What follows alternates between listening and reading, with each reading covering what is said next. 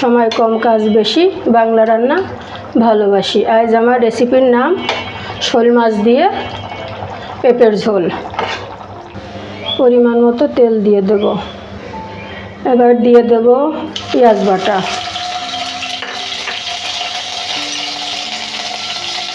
আদা বাটা, রসুন বাটা, পরিমাণ মতো লবণ।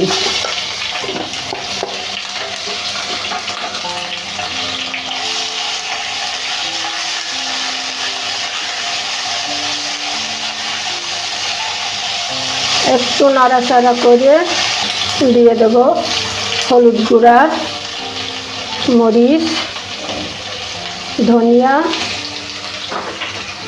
জিরার গুঁড়া।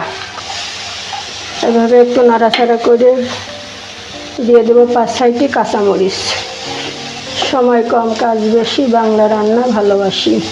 মশলা ভালো মতো কষিয়ে নিয়ে এবার একটু পানি দিব।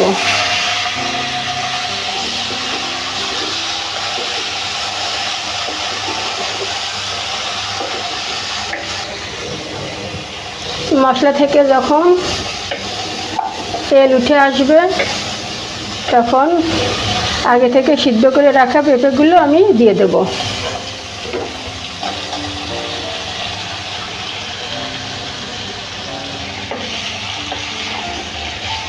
বন্ধুরা, আমার ওয়াইফ তো এই বাংলা রান্নার ভিডিও বানাই। সে একা একা সংসারের কাজকর্ম করে রান্নার অত সময় দিতে পারে না। আমি তাকে সেই রান্না করে আমি তাকে ভিডিও বানানোর জন্য একটু সাহায্য করি। সে যখন রান্না তৈরি করতেছে আমি কিন্তু ভিডিও বানানোর জন্য ক্যামেরা নিয়ে দাঁড়িয়ে আছি। আর রান্না একদম ন্যাচারাল রান্না, কিন্তু একদম লাইভ রান্না হচ্ছে। এটাই কেটে ইউটিউবে দিয়ে দেওয়া হবে।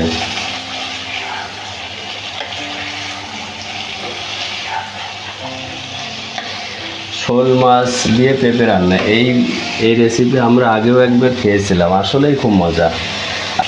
যেহেতু আমি পেঁপেটা আগে থেকে একটু ভালো করে সিদ্ধ করে রেখেছি, এই জন্য আমি এখনই দিয়ে দেব ঝোলের পানি। বেশি কষানো লাগবে না। পেঁপেটা যেহেতু আগে থেকে একটু ভালো করে সিদ্ধ করে রেখেছিলাম, এই জন্য আমি আর বেশিক্ষণ কষালাম না। এবার দিয়ে দিলাম ঝোলের পানি।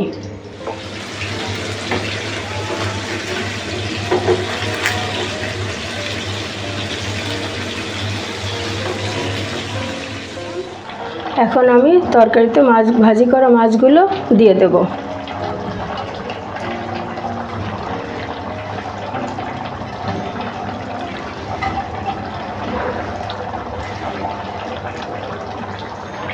বন্ধুরা, সময় কম কাজ বেশি, বাংলা রান্না ভালোবাসি। আজ আমার রেসিপির নাম শোল মাছ দিয়ে পেঁপের ঝোল। এখন দিয়ে দেব গরম মশলার গুঁড়া।